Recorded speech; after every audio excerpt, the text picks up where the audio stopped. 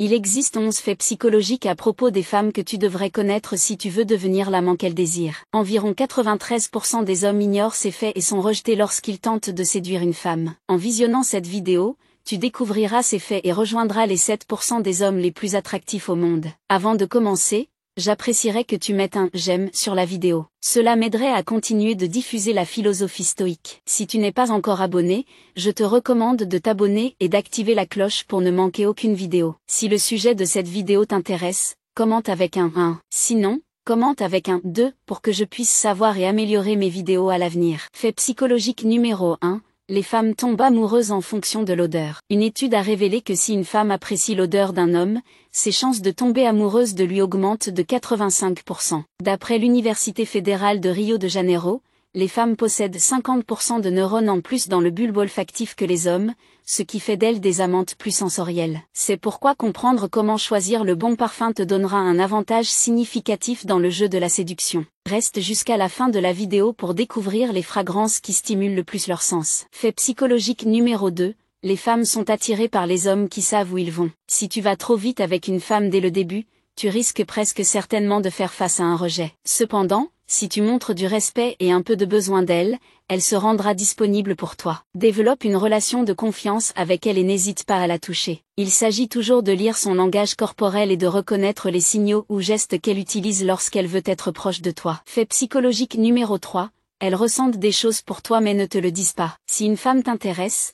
il est essentiel d'éviter de devenir son amie dès le départ. Selon une étude, 68% des femmes ont admis envisager une relation amoureuse avec un homme si elles avaient su qu'elles pouvaient obtenir ce qu'elles voulaient. C'est pourquoi je te suggère de montrer dès le début, de manière subtile, que tu l'apprécies. Si tu veux savoir comment, demande-moi dans les commentaires. Fait psychologique numéro 4. Les femmes aiment les hommes à succès. Le phénomène de présélection révèle que les femmes trouvent les hommes 3 fois plus attirants lorsqu'elles remarquent l'intérêt d'autres femmes à leur égard. Cela se produit aussi lorsqu'un homme est entouré de plusieurs femmes. Je te conseille donc de te faire des amies et de sortir avec elles. Observe comment les autres femmes te regardent, car cet effet de présélection augmentera l'intérêt des autres femmes envers toi, facilitant ainsi la séduction de celle que tu apprécies vraiment, l'alpha. Fait psychologique numéro 5. Si elle te taquine, elle est intéressée. Si une femme te taquine et te donne des surnoms, il est fort probable qu'elle soit attirée par toi et qu'elle utilise cette manière ludique pour établir une connexion de confiance. Car en matière de séduction,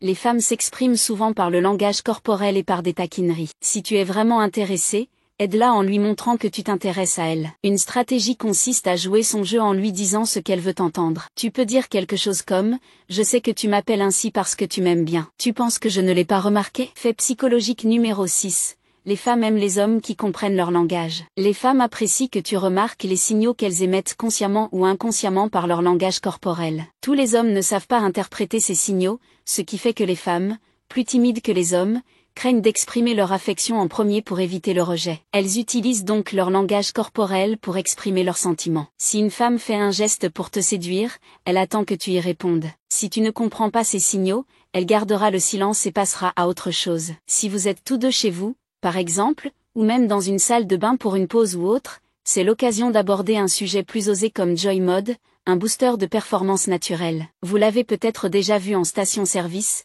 ces pilules qui vous attirent mais qui sont souvent dangereuses. Avec Joy Mode, vous n'avez pas à vous inquiéter, c'est sûr et naturel. C'est comme un pré-entraînement, mais pour le sexe. Mes amis l'ont essayé et m'ont assuré que ça fonctionne vraiment. Tout ce que vous avez à faire, c'est de mélanger le contenu du sachet dans un peu d'eau et de boire le tout entre 45 minutes et 4 heures avant le moment prévu. Si vous vous organisez à l'avance, c'est un vrai plus. Je vous mettrai le lien dans la description. Allons-y. Fait psychologique numéro 7. Les femmes sont préoccupées par leur apparence lors des moments intimes. Elles attachent de l'importance à la couleur et au style de leurs sous-vêtements, mais surtout, elles veulent toujours être à leur avantage. Complimente-la sur ses choix vestimentaires, et tu verras qu'elle fera plus d'efforts pour te plaire la prochaine fois. Fait psychologique numéro 8.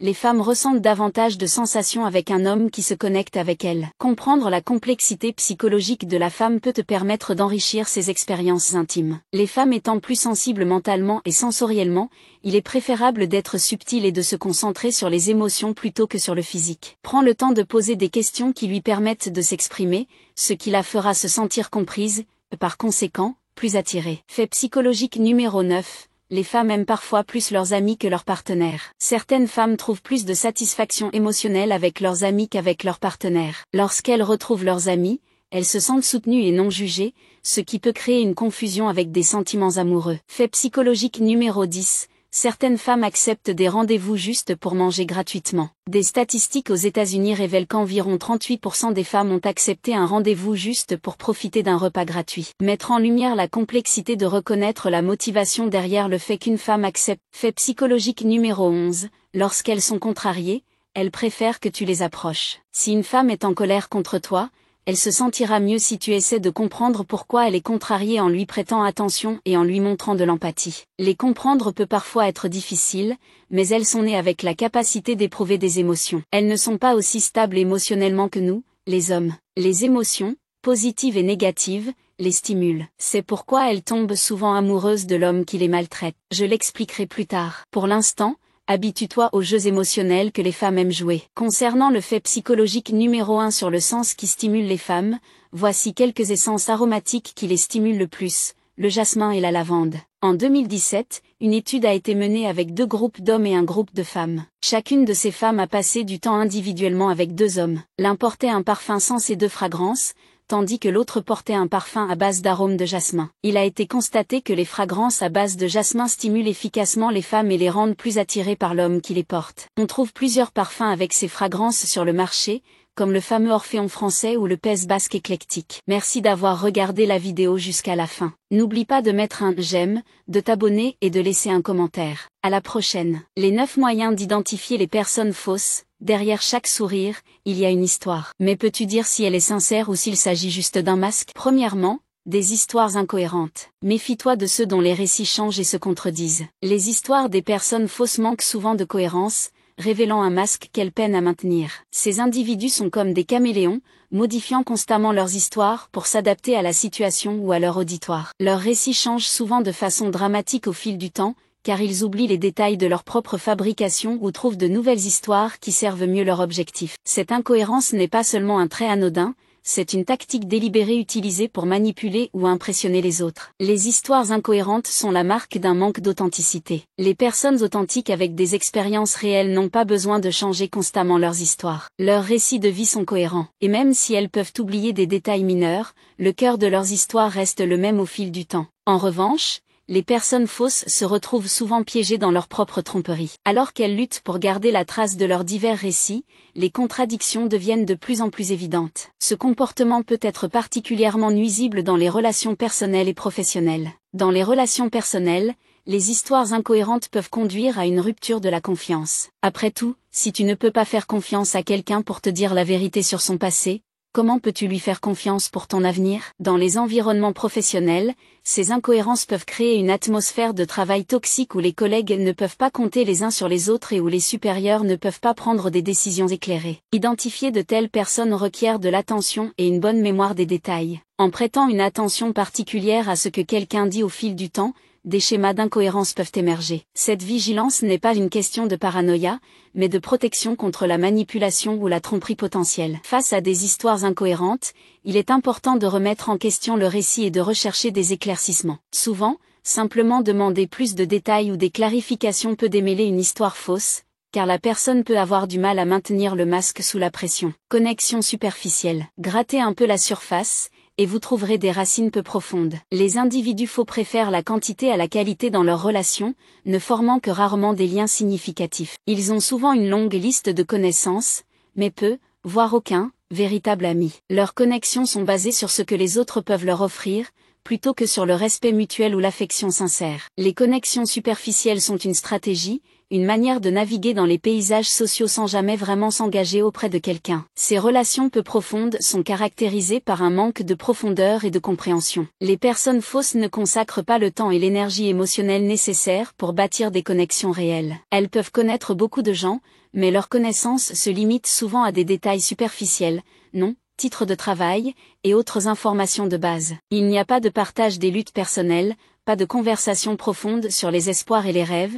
et pas de véritable soutien émotionnel. Cette approche des relations est fondamentalement égoïste. Les individus faux interagissent avec les autres en fonction de ce qu'ils peuvent en retirer, que ce soit pour le statut social, les avantages professionnels ou d'autres bénéfices. Ils sont souvent vus en train de passer d'un groupe à un autre, cherchant toujours l'association la plus avantageuse. En agissant ainsi, ils passent à côté de la véritable valeur des relations profondes et significatives, celles qui apportent du soutien dans les moments difficiles, de la joie dans les bons moments, et qui permettent de grandir tout au long de la vie. L'impact de ces connexions superficielles peut être profond. Pour ceux qui se lient à ces individus faux, cela peut entraîner un sentiment d'être utilisé ou non apprécié. Quant aux individus faux eux-mêmes, cela peut les mener à une existence solitaire, dépourvue de toute véritable compagnie et de soutien. Ils peuvent se retrouver entourés de gens, mais sans véritable lien avec aucun d'entre eux. Pour identifier une telle superficialité, il suffit d'observer comment les individus parlent de leurs relations. Parlent-ils uniquement de ce que les autres peuvent leur apporter? Changent-ils fréquemment de cercles sociaux? Ce comportement se retrouve souvent dans les contextes personnels et professionnels. Dans les relations personnelles,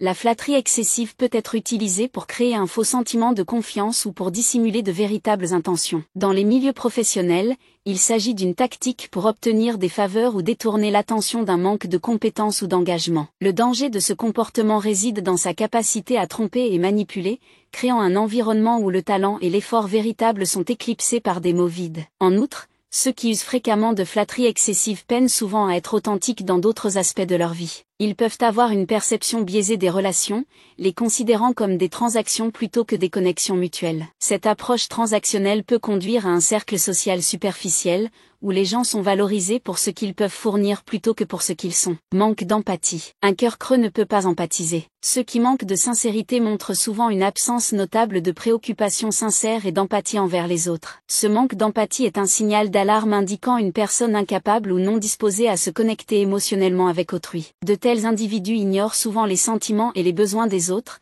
se concentrant uniquement sur leurs propres désirs et objectifs. L'absence d'empathie dans le comportement d'une personne peut se manifester de diverses manières. Elle peut être évidente dans leur indifférence face aux difficultés des autres ou dans leur incapacité à célébrer sincèrement les réussites d'autrui. Ils peuvent ignorer le bien-être émotionnel de ceux qui les entourent ou ne pas offrir de soutien lorsqu'il est nécessaire. Dans les cas plus extrêmes, un manque d'empathie peut conduire à des comportements manipulateurs ou nuisibles, car l'individu ne considère pas ou ne se soucie pas des conséquences de ses actions sur les autres. Ce trait de caractère est particulièrement nuisible dans les relations, qu'elles soient personnelles ou professionnelles. Dans les relations personnelles, un manque d'empathie empêche le développement d'une connexion profonde et significative, menant à une relation unilatérale où les besoins et les sentiments d'une personne sont constamment ignorés ou sous-estimés. Dans les milieux professionnels, il peut créer un environnement hostile et non collaboratif, où les collègues se sentent sous-estimés et incompris. Identifier un manque d'empathie implique d'observer comment les individus réagissent dans des situations qui nécessitent une compréhension émotionnelle. Montrent-ils une réelle préoccupation lorsque les autres sont bouleversés ou en détresse? Sont-ils capables de célébrer les succès des autres sans en faire un sujet personnel? Montrent-ils compréhension et patience pendant les moments difficiles? Répondre à ces questions peut offrir un aperçu sur le degré d'empathie d'une personne, un élément essentiel des relations authentiques et saines. Comportement manipulateur. Les ficelles sont pour les marionnettes, pas pour les gens. Les individus faux manipulent souvent les autres pour obtenir des gains personnels, sans se soucier des sentiments de ceux qui les entourent. Ce comportement manipulateur est une stratégie délibérée visant à contrôler ou influencer autrui pour atteindre ses propres objectifs. Cela peut prendre diverses formes, allant de la manipulation émotionnelle subtile à l'exploitation flagrante. Un tel comportement est fondamentalement égoïste et démontre un mépris flagrant pour le bien-être et l'autonomie d'autrui. Les manipulateurs possèdent souvent une compréhension aiguisée de la psychologie humaine et utilisent ce savoir à leur avantage. Ils peuvent user de culpabilité, de charme, de coercition ou de tromperie pour obtenir ce qu'ils veulent. Cette manipulation peut être particulièrement dommageable, car elle passe souvent inaperçue jusqu'à ce que des dommages significatifs aient été causés. Les victimes de manipulation peuvent se retrouver dans des situations où elles se sentent confuses, coupables ou même responsables des actions du manipulateur. Dans les relations personnelles, un comportement manipulateur peut entraîner une dynamique toxique, où une personne se sent constamment sous pression pour répondre aux attentes ou aux demandes de l'autre. Cela peut entraîner une perte d'estime de soi, de l'anxiété et une détresse émotionnelle. Dans les milieux professionnels, reconnaître et aborder un comportement manipulateur est crucial pour maintenir des relations saines, respectueuse et authentique. En étant conscient de ces tactiques et en prenant des mesures pour se protéger, il est possible de construire des relations basées sur le respect mutuel et la compréhension sincère plutôt que sur la manipulation et la tromperie. Disparition fréquente. Quand les choses se compliquent, les faux s'éclipsent. Observez ceux qui n'apparaissent que pendant les bons moments mais disparaissent dès que des défis se présentent. Ce schéma de disparition fréquente est un signe révélateur d'un ami du beau temps ou d'un collègue, quelqu'un qui est là pour les plaisirs mais pas pour les épreuves. Ces individus sont prompts à profiter des succès partagés ou des occasions joyeuses, mais curieusement absents dans les moments de difficulté ou de besoin. Le tort causé par ce comportement réside non seulement dans l'absence elle-même, mais aussi dans le faux sentiment de fiabilité qu'il crée. Ceux qui disparaissent fréquemment trahissent la confiance qu'on leur accorde, laissant amis, famille ou collègues se sentir abandonnés et non soutenus. Dans les relations personnelles, cela peut mener à des sentiments de solitude et de trahison lorsque l'individu réalise que leur connexion dépendait de circonstances positives. Sur le plan professionnel, cela peut perturber la dynamique d'équipe et freiner les progrès, car ces individus échouent à contribuer en période de stress ou de défi. Identifier de telles personnes nécessite une observation attentive des schémas sur une longue période. Il est important de noter non seulement qui est présent dans les moments de succès ou de célébration, mais aussi qui reste lorsque les situations deviennent difficiles. La loyauté et la fiabilité se prouvent dans l'adversité, pas dans la facilité. Promesses brisées. Un château construit sur des promesses est bâti sur du vent. Les personnes fausses prennent des engagements facilement, mais les respectent rarement. Cette tendance à briser les promesses est un indicateur clé d'un manque d'intégrité et de fiabilité. Tenir une promesse, c'est, en essence, donner sa parole. La briser est un signe de manque de respect envers la personne à qui elle est adressée et envers soi-même. Cela érode la confiance et endommage les relations,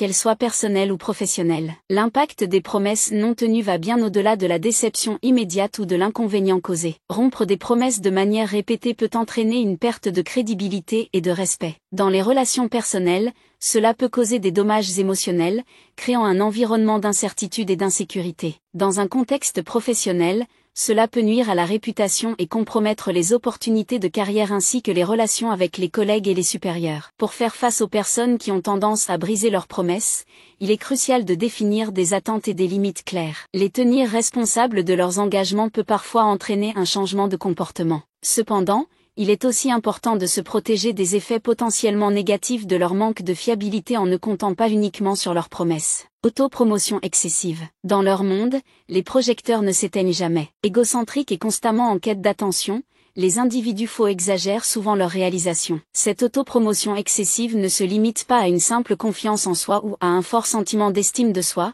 c'est un besoin profond de validation et d'admiration. De tels individus ont souvent une perception gonflée de leur propre importance et croient qu'ils méritent constamment reconnaissance et louange. Ce comportement peut être perturbateur dans les environnements personnels comme professionnels. Dans les relations personnelles, cela peut créer un déséquilibre où les besoins et les succès d'une seule personne éclipsent ceux des autres. Professionnellement, cela peut créer un environnement toxique où la collaboration et le travail d'équipe sont minés par le besoin d'une personne de se démarquer à tout prix. Reconnaître l'autopromotion excessive implique d'observer comment les individus parlent d'eux-mêmes et de leurs réalisations. Dominent-ils les conversations avec des récits de leurs accomplissements? Exagèrent-ils ou inventent-ils des détails pour paraître plus réussis ou importants? De tels schémas peuvent indiquer une tendance à l'autopromotion qui frise l'inauthenticité. Instinct peu fiable. Faites confiance à votre instinct. Souvent, nos instincts peuvent détecter l'inauthenticité avant que notre esprit ne puisse la rationaliser. Ce ressenti intuitif, parfois appelé ressenti viscéral, est un outil précieux pour identifier les personnes fausses. Notre subconscient peut capter des indices subtils et des incohérences que notre esprit conscient pourrait manquer ou rationaliser. Cependant, il est important de se rappeler que les instincts ne sont pas infaillibles. Ils peuvent être influencés par nos biais et nos expériences passées. Par conséquent, même s'il est crucial d'écouter votre instinct, il est tout aussi important de l'équilibrer avec une réflexion rationnelle et une observation attentive. Si votre instinct vous dit que quelqu'un n'est pas sincère, prenez du recul et observez son comportement de manière plus objective. Cherchez des schémas et des preuves qui confirment ou infirment votre intuition. Les instincts peu fiables peuvent nous induire en erreur, notamment dans des situations sociales complexes où nos préjugés et nos perceptions jouent un rôle significatif. Cultiver la conscience de soi et être attentif à ces biais peut aider à affiner nos instincts, les rendant plus fiables dans l'évaluation de l'authenticité des personnes autour de nous. En conclusion, bien que les instincts soient un outil précieux pour identifier les personnes fausses, ils doivent être utilisés en conjonction avec une analyse rationnelle et une observation. Ainsi, nous pouvons développer une compréhension plus précise et nuancée des personnes avec qui nous interagissons, nous permettant de nouer des relations plus authentiques et significatives. Alors que nous naviguons à travers les complexités des relations humaines,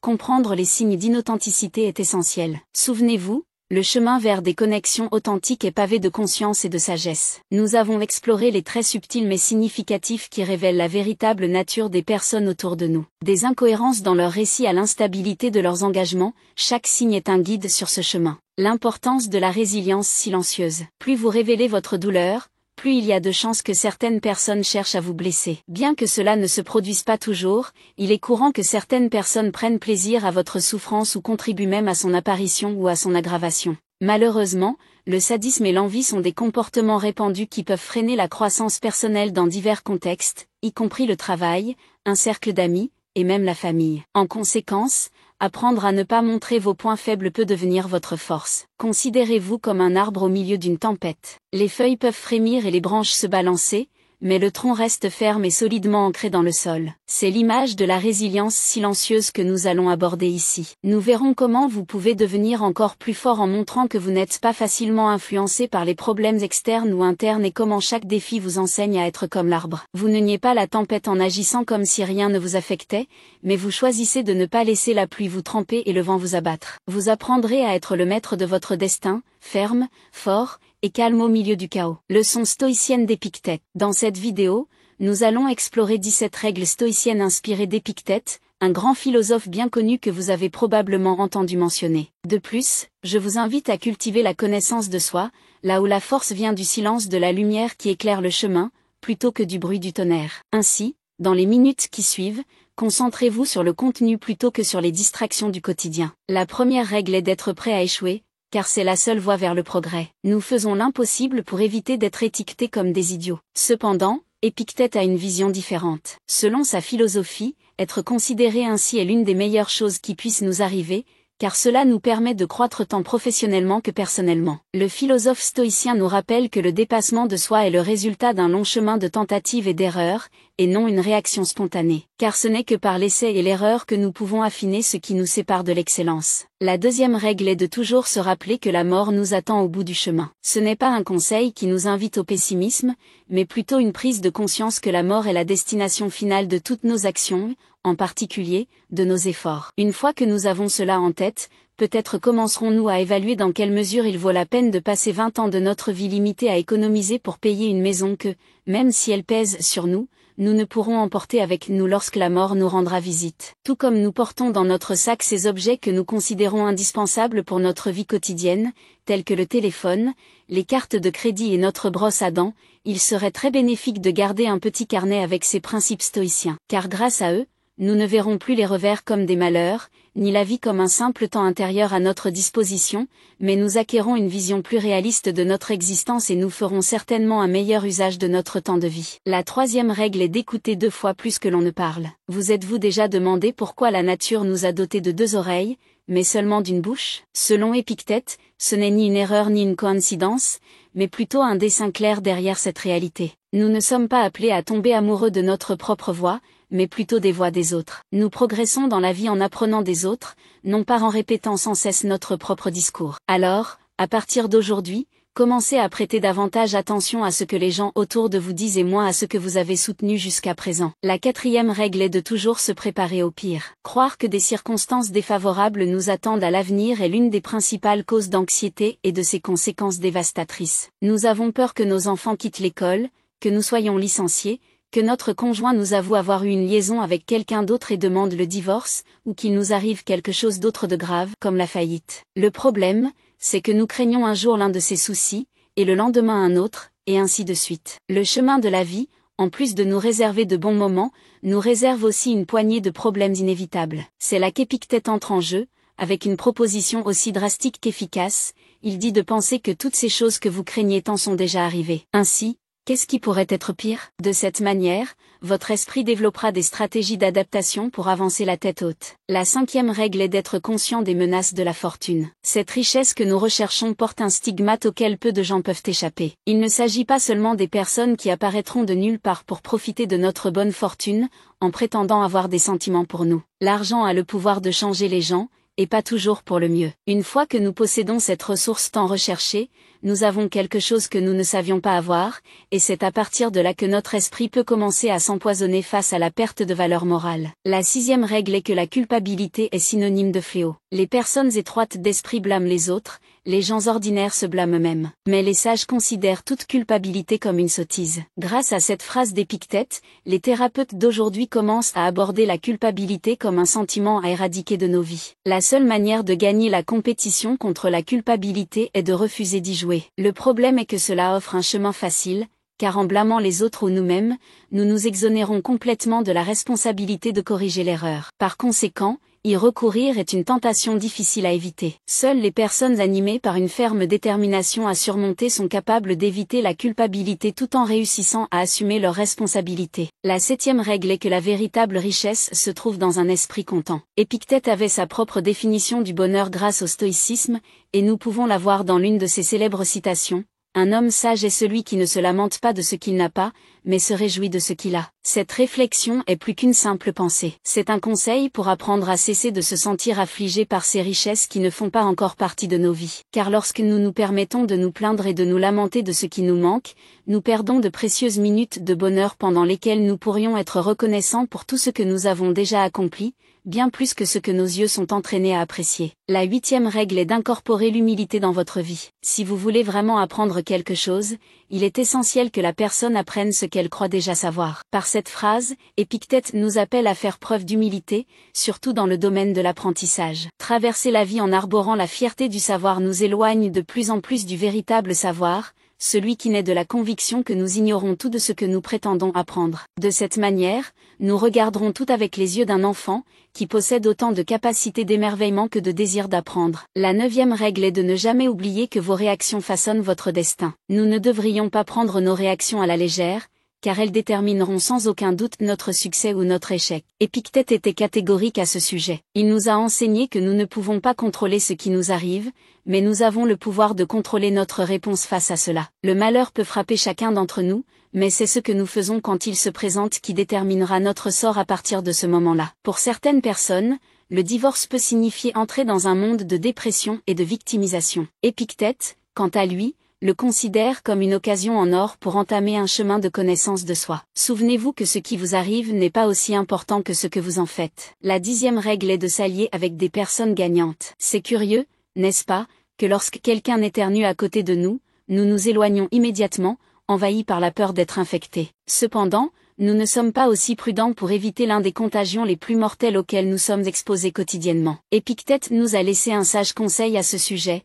Entourez-vous de personnes qui vous poussent à donner le meilleur de vous-même, car le comportement des gens influence grandement notre état d'esprit. Il y a des personnes qui drainent notre énergie et gâchent notre journée, tandis que d'autres nous laissent pleins de joie et de vigueur. Par conséquent, l'une des décisions les plus intelligentes que nous puissions prendre est de nous allier à ceux qui apportent des ondes positives dans nos vies, tout en disant adieu à ceux qui ont la capacité de nous faire regretter notre existence. La 11e règle est d'investir dans la simplicité. Pourquoi vivre frugalement quand nous pouvons nous entourer de toutes sortes de luxes de nos jours? La réponse est bien plus simple et logique que vous ne le pensez. La richesse ne se soutient pas d'elle-même. Elle requiert de l'engagement et une grande quantité d'énergie quotidienne pour maintenir ce système de luxe et de richesse. En revanche, lorsque nous choisissons un style de vie simple, nous éliminons le stress lié aux échéances des factures, des prêts et des cartes de crédit. La 12e règle est de toujours accomplir votre devoir. Chacun de nous joue un rôle important dans la société et dans le monde, et le soleil n'a pas besoin de louanges ou d'enchantements pour se lever chaque matin. Pourtant, cela arrive chaque jour, et c'est tout. Ainsi, tout comme chaque partie de la nature accomplit sa tâche, nous devons remplir nos responsabilités. Nous échouons tant envers l'environnement auquel nous appartenons qu'envers nous-mêmes si nous attendons des louanges pour faire notre travail. Si nous savons quelle est notre tâche et que nous sommes conscients que d'autres en dépendent, il est de notre obligation morale de l'accomplir sans attendre que quelqu'un nous le rappelle. La 13e règle est d'arrêter de s'inquiéter des choses sur lesquelles vous n'avez aucun contrôle. Votre opinion vous appartient, mais pas votre réputation. Vous avez le désir et l'ardeur pour la chasse, mais vous n'avez aucun contrôle sur la quantité de biens que vous possédez ou sur votre succès. S'inquiéter et s'irriter à propos de choses que nous ne pouvons pas contrôler est simplement une décision de perdre du temps. Selon Épictète, nous sommes appelés à cultiver ces valeurs sur lesquelles nous avons du contrôle, mais il est aussi de notre responsabilité de lâcher prise sur ce qui dépasse notre contrôle et de laisser le destin s'en occuper. La 14e règle est de ne pas haïr ceux qui vous haïssent. Ignorez-les plutôt. Vous êtes bien plus grand et bien plus puissant que la personne qui vous critique, vous méprise et vous discrimine. Alors ne perdez pas votre temps à haïr cette personne, car elle ne mérite même pas de figurer dans vos pensées. Nous sommes encouragés à ne pas avoir peur des personnes qui pourraient nous nuire, car le bruit représente une tentative regrettable de nous blesser. Ignorez-les et développez une immunité à leur égard. La 15e règle est de toujours tirer avantage des choses. Quoi qu'il arrive, c'est à vous de tirer parti de la situation ou non. Ce sont les paroles d'Épictète. Comme vous pouvez le constater, il ne s'agit pas d'avoir la possibilité de tirer du bien de l'adversité, mais de faire en sorte que cela soit notre devoir. Tant qu'il y a de l'intelligence en vous, il y aura la capacité de réaliser les avantages que vous pouvez tirer de la situation qui vous a frappé. Imaginez qu'un jour vous arrivez au travail pour apprendre que vous allez être licencié. Au lieu de désespérer et d'accuser l'univers d'être contre vous, vous avez l'option de vous lancer dans cette entreprise que vous rêviez de créer, tout en travaillant avec des personnes que vous n'appréciez pas. Par conséquent, essayez toujours de chercher le positif dans une situation, car cette attitude, accumulée tout au long de votre vie,